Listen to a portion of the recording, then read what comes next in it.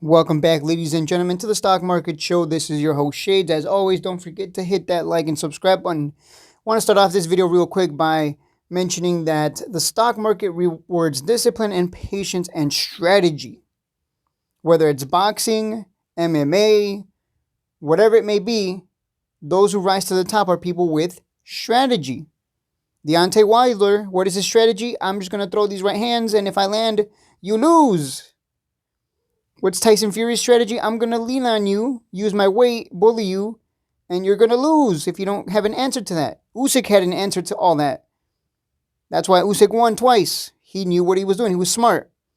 Strategy takes you very far in life. Doesn't matter what it is. So for those of you who watch boxing and MMA, you know what I'm talking about. Whether it's Pacquiao or Mayweather, they had their strategy, and Mayweather would rinse and repeat his strategy.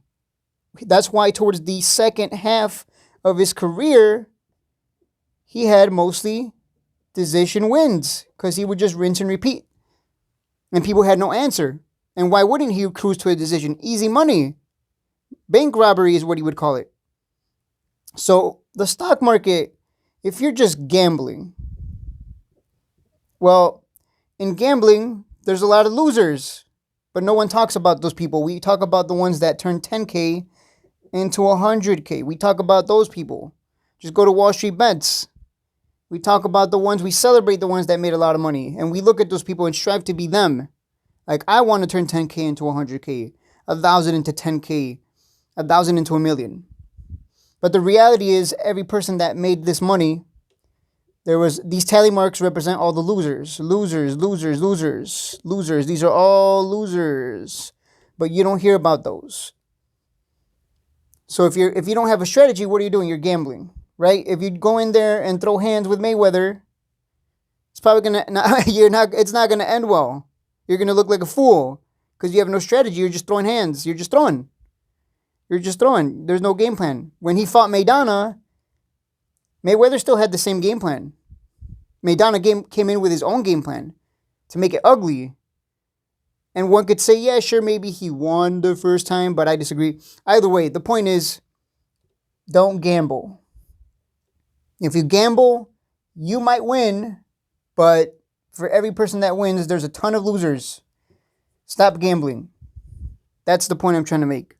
Strategy, you can optimize. Oh, crossover happens on the MACD.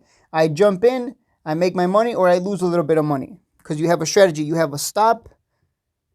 You have a stop strategy. You have a take profit, exit strategy, whatever you want to call it.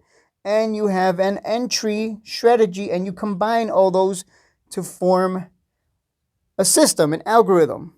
This is what it comes down to. Why do you think institutions use algorithms? You test those strategies over and over again, every crossover, and eventually you come to the conclusion this is profitable, even if it is only a 40% win rate, which I know you would think, wait, a strategy with only 40% win rate? How is that profitable? Depending on your strategy, let's say you only win 40% of your trades out of 10 trades. Out of 10 trades, you lose, you lose 6 trades. And you only win 4 trades. So these are L's and these are W's. Now, how is it possible that you end up still profitable? Because you have such a good entry point and such a tight stop that when you get stopped out, let's hypothetically, you only lose $10 per trade. So that's $60 that you lose on those 6 losses. So you lose 60 total. But the 4 wins, those 4 W's, you end up making $40 on each win. So some quick math would tell you, because you have the data and you trade like an algorithm, you make 160, but you lose, this is some easy math right here, you lose 60. I almost put 40. I'm like, wait a minute, no, that doesn't make sense. You lose 60 on those 6 trades, you lose $10 each. You make 40 on the 4 wins. That's 160 minus 60. Easy math, my friends. You end up net profitable 100. And because you have a strategy, you don't question it. You know already crossover happens, there's a 60% chance that I'm going to take a loss.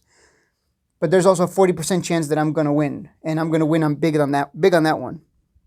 And you just abuse it, right? I always talk about abusing the stock market, abusing its patterns, abusing it with strategy. And that's how you win long term. This is the get rich slow kind of way. But too many people, they want to gamble. And the problem with gambling is there's one winner and there's a ton of losers. And if you're not that big winner that turned 10K into 100K, you're the loser who probably blew up or are holding a big bag. That is stupid. Don't do that. Stop doing that.